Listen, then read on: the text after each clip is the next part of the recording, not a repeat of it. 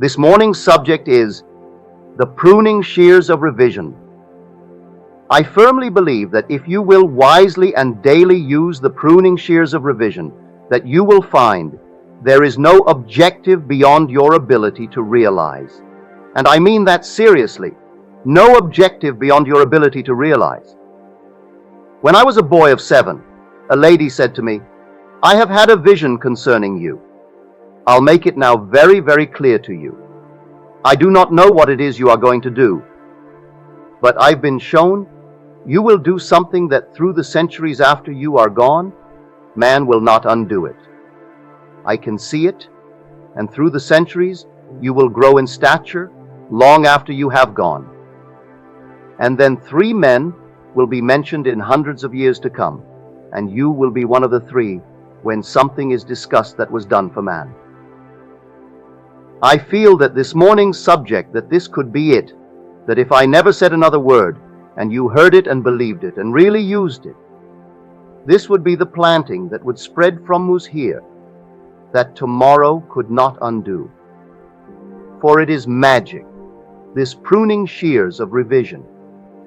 It really is not only the achievement of objectives, but if you do it daily, it will awaken in you the Spirit of Jesus, which is continual forgiveness of sin.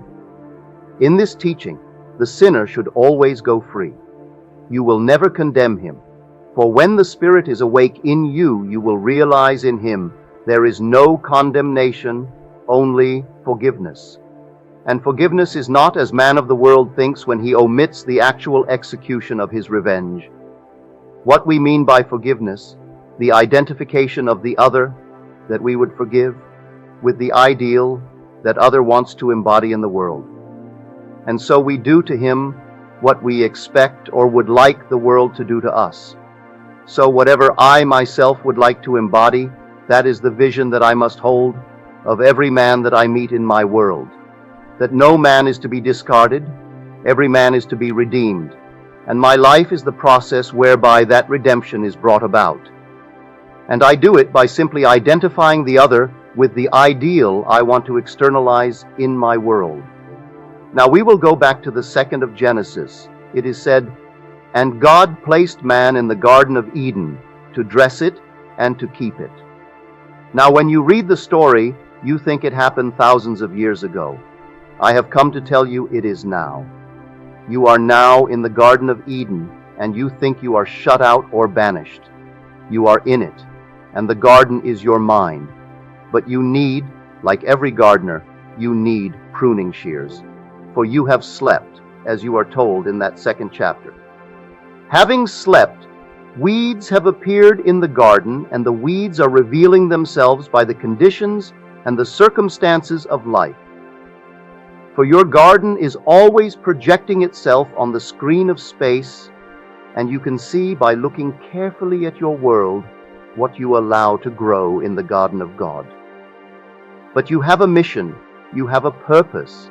It is not to amass a fortune. You can do it if you want to. It's not to be famous. It is not to be some mighty power, but simply to tend the garden of God. That's your purpose. You are placed in the garden to dress it and to keep it, that only the lovely things grow in the garden of God. Now every man in the world is rooted in you who look out and see that world. Every man is rooted in me. He ends in me as I am rooted in and end in God. Because he is rooted in me, he cannot bear other than the nature the root allows. So he is in me, and any changes desired in the outer world can be brought about only if I change the source of the thing I see growing in my world. You see yonder fields? Don't be surprised when you see sesamum. The sesamum was sesamum. The corn was corn. The silence and the darkness knew, so is a man's fate born. So don't judge it, because you are the source of the thing that you are beholding. Now turn within and prune it by using these pruning shears of revision. Now this is how we do it. At the end of my day, I review the day. I don't judge it, I simply review it.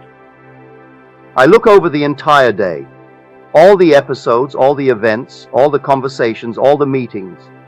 And then as I see it clearly in my mind's eye, I rewrite it. I rewrite it and make it conform to the ideal day I wish I had experienced. I take scene after scene and rewrite it, revise it, and having revised my day, then in my imagination, I relive that day, the revised day, and I do it over and over in my imagination until this seeming imagined state begins to take onto me the tones of reality. It seems that it's real, that I actually did experience it, and I have found from experience that these revised days, if really lived, will change my tomorrows. When I meet people tomorrow that today disappointed me, they will not tomorrow, for in me I have changed the very nature of that being.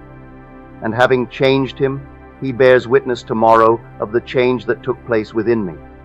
It is my duty to take this garden and really make it a garden by daily, using the pruning shears of revision.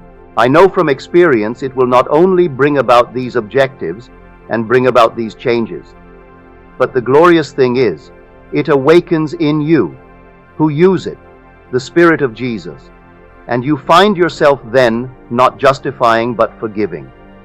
And you will realize that freedom and forgiveness are indissolubly linked. You cannot be free and not forgive, for the one that you would bind and judge and condemn anchors you by your own judgment of him, for he is in you. And so by identifying him with the ideal, you want to really realize you free yourself. You are told, forgive and you shall be forgiven. Forgive not, and then you shall not be forgiven. It's automatic. It can't be otherwise, for the whole springs from you who behold it. And as you begin to practice it, the very Spirit arouses itself within you, and you know that you are he that others spoke about and thought lived 2,000 years ago. So, when you realize it through actual knowledge. You know it. No argument. You don't tell others. You know that you are he. And then you will read the words in the 9th of Hebrews. He appeared to put away sin by the sacrifice of himself. And you will know you are the one that put away sin by the sacrifice of self and by the sacrifice of self. It's not being a brave one who throws himself in the line of fire to protect a brother. It doesn't mean one who gives his body to be burned, one who is nailed on a cross. But the self of man is the sum total of all that that man believes and consents to as true. So that's the self that is sacrificed. I heard of this lady, and she would make some man a wonderful wife, and yet she is unwed. She desires to be the companion of a great noble person, but she is unwed. I heard that. That becomes a part of myself. That's my knowledge. I must sacrifice that self, that aspect of my being be as happy as I am, and those in my world are. For that's the self I must sacrifice and put away sin. For sin to the mystic means missing the mark. It doesn't mean the violation of certain codes, unless of course you have a mark and the violation fell short. But sin to the mystic is simply haying an aim in life and failing to realize it. So when you miss the mark, you have sinned. So he appeared to put away sin by the sacrifice of himself. And knowing that himself is only all that he consents to, all that he accepts, all that he believes to be true. Then what am I believing concerning that one? He is unemployed and he can't find a job. I'm believing it. Now put away that sin where he is missing his mark, and then by the putting away of the sin, I do it only by the sacrifice of myself, and myself is that belief. So now I revise. I can't say, well, I will no longer believe he is unemployed. I believe he's employed. I do it by the pruning shears of revision. I bring him before my mind's eye, and I congratulate him on his good fortune because he is now gainfully employed. I allow him to accept my congratulations, because I do not see a man unemployed. I see him employed, and he knows he is in my mind's eye, for in that state I have pruned him from the unemployed state, and once more reshaped the branch that grows in the garden of God. Tomorrow, people will see him as they could not have seen him before the pruning that took place within me, and he will be gainfully employed. That one is unwell. You prune that branch. You don't accept one thing in the world as final, unless it conforms to the ideal you want to realize in the world. But you do it daily. If you do not prune it daily, you will get out of the habit, then weeds will grow. Every man who really is a gardener, who calls himself a gardener in the garden of God, for every day is the opportunity to really prune the tree, this wonderful tree. And so everyone that you meet is a branch rooted in the vine that you are, and you are that special tree in the garden of God, a tree bearing life, a tree bearing fruit for the food of the nations.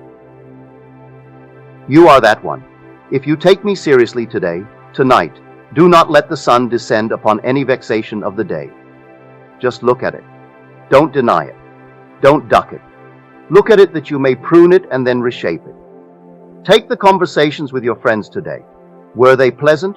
Were they arguments? No matter what it is, were they negative?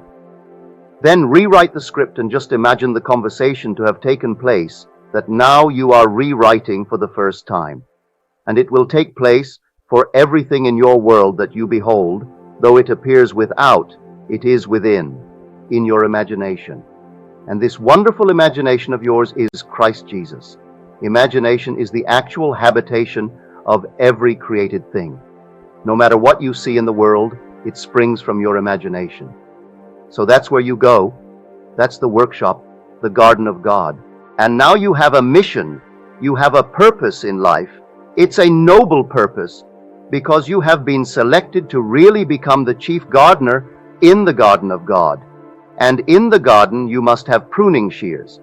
And pruning shears is revision. You simply revise. And as you revise the day, you repeal the day. For the day is not slipping into the past. It does not recede as people think. It is always advancing into the future to confront you, either pruned or in some strange weed-like state. So it's entirely up to us. I hope that every man and woman here today will take me seriously and start this day pruning your garden, pruning your mind. I know before I leave this city in a matter of 2 weeks that you will be able to tell me of the new things that spring in your world, or that spring from the pruned tree that is your own lovely imagination. You try it. Then you will know what Blake meant when he said, "In heaven, the only art of living is forgetting and forgiving. The only art of living is complete forgetfulness by putting something in its place. No vacuum, but putting something in its place." So when you read these strange stories that you read in the daily press, you simply ignore them. They mean nothing. Men who are calling themselves leaders, shepherds of the flock, they excommunicate. Not just one religion, all religions, the leaders take it upon themselves to excommunicate. Not knowing nothing is to be discarded. Not a thing in the world can you discard for, it is forever. But it can be pruned and made to conform to the ideal image. The man who will not revise his day either does not know it, or he has lost the vision of that life into the likeness of which it is the true labor of the Spirit of Jesus that transformed this life. So, you don't discard them.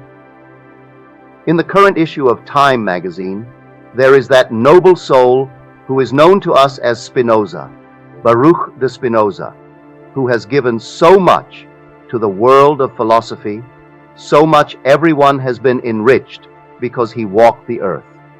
And here, 300 years later, the ex-premier of Israel, Ben-Gurion, has asked the leading rabbis today to rescind that excommunication of 300 years ago. And they tell this noble soul today that they cannot rescind the works of their forefathers, that the curse remains forever. And you should read that silly, silly curse as it's printed in the current issue of Time magazine. They call upon all the angels to curse him, as though angels would curse. They call upon everything to blast him. You could not walk within 4 cubits of the man's shadow. No one should talk to him. No one should show him kindness. No one should write him and never read anything he ever has to say. And that's 300 years ago. The rabbis who so cursed him have long been forgotten, and if they do live, they live only by reason of their curse. and no one knows really who they really are. But you can't forget, if you read in this world, the works of Spinoza. Everyone in this audience possibly has used one of his phrases. Did you know it was he who said, "Nature abhors a vacuum"? Now you use it. I use it. But what is the source of it? It was Spinoza. For here was this giant of a mind that after 300 years, little minds who think they're leading the flock, they call themselves shepherds. They should go back and read well the book of Jeremiah. You shepherds who spoil my vines, and you who have come into my garden, and you have taken my vines. Now it bears no grape, and it bears no leaf, and the garden of Jerusalem now has become a weed. Read it in Jeremiah, how he cries out because shepherds, who call themselves shepherds, are blind leaders of the blind. You take me this morning at my word. You owe me nothing. It cost you not a thing to come here this morning. You come, you give me your time, and I give you my time. But you go out and try it and start this day pruning that wonderful imagination of yours. Do you know someone that is evil? Stop knowing it by bringing him before your mind's eye and carry on with him the most wonderful conversation in the world, with a tender spirit, a loving spirit, and believe in the reality of this communion. Because if you really do it, you are entering the kingdom of heaven. For you enter heaven by a loving, knowing communion with a friend. So make him a friend. If he is a lovely one, no matter what he is, you can prune him. And then, as you prune him, you are doing the work which you were sent to do for man. And you are that man. You are placed this day in the Garden of Eden to dress it and to keep it. Don't let it continue growing weeds in your world. You are absolutely responsible for every being you meet in this world. That's your responsibility. Just like the teacher we told you of who took this little child that was just about to be expelled. No, the child is not expelled because she heard what you are hearing this morning. So she brought before her mind's eye the child that the principal, the psychiatrist, and all the faculty had agreed unanimously to expel her on her L6th birthday, for she was rude, she was crude, she was unethical. And she went home on a Sunday night and brought that child before her mind's eye and communed with her, and saw in her a tender child, a considerate child, a loving child. The next day, Monday in class, she expressed all the kindness of that revision of the night before, and 10 days later, when it was seen and witnessed by all the faculty and the psychiatrists, another meeting was called, and they repealed their verdict of 10 days before, and the child is not expelled. She still sits in the George Washington High School in New York City, which is considered an excellent school. And so there she is, with no black marks against her because one teacher sat in the audience, as you are here, and she believed what I hope everyone here will believe. And she redeemed a branch of her own tree. She didn't realize the child was herself. She saw up to that very moment all the children that she taught in pure objectivity. Blind man sees the world objective to himself, something detached from himself. When man begins to awake, he sees everything subjectively related. Everything he meets is part of himself. And what he does not now understand, still he knows that it is related by affinity to some as yet unrealized force in his own being. So he doesn't discard it. He knows his life is the process by which he will redeem it, and he redeems it by using the pruning shears of revision. So I feel that if after these 50 years of walking this earth, that this is what that lady saw when I was but 7, I could really close the eye on 3 dimensions at any moment, knowing you will not disprove it. You may never use them, but you will never disprove this art of revision. And any man who will try it will prove it to his own satisfaction that he can rise beyond the wildest dream of men, and rising he awakens the spirit of forgiveness. He will rise in the early stages in the successful venture. He will increase his income. He will do all these things, But he will realize after a little while that wasn't the purpose. They were only toys to tickle him, toys to amuse him, until he awoke within himself the Spirit of Jesus. Then he sees an entirely different mission. Not the amassing of wealth, but the redeeming of society, the redeeming of every man in the world. He comes to do his Father's will, and we are told in the 6th chapter of John, "This is my Father's will, that of all that he has given me I should lose nothing, but I should raise it up again." Lose nothing.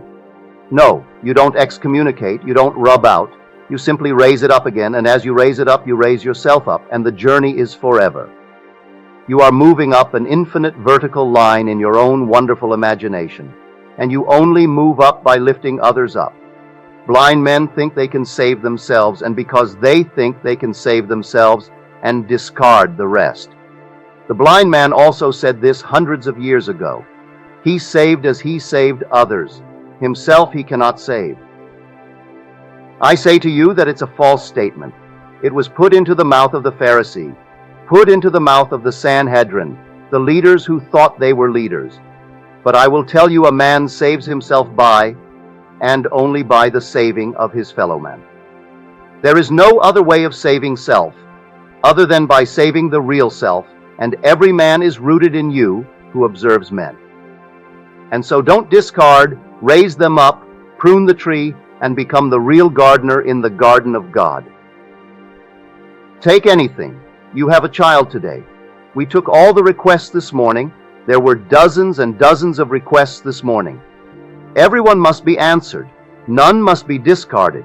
Don't say one is impossible. There is nothing impossible to your imagination, and your imagination is Christ Jesus. With him, all things are possible. Use him, stir him, wake him from his sleep. He has been sleeping through the centuries. Because he has slept, he has dreamed into being all these strange, misshaped states. For the world only bears witness of the use or misuse of imagination. As we are told, he is the only thing in the world. What he is the only thing in the world? Your imagination, for it is the habitation of every created thing, and by it all things are made, and without it is nothing made that is made. So use it wisely, use it lovingly, and any time you use your imagination lovingly on behalf of another, you are at that moment literally mediating God to man. Imagination is the redemptive power of the world, and you are actually mediating God to man by using it in a loving, wonderful way.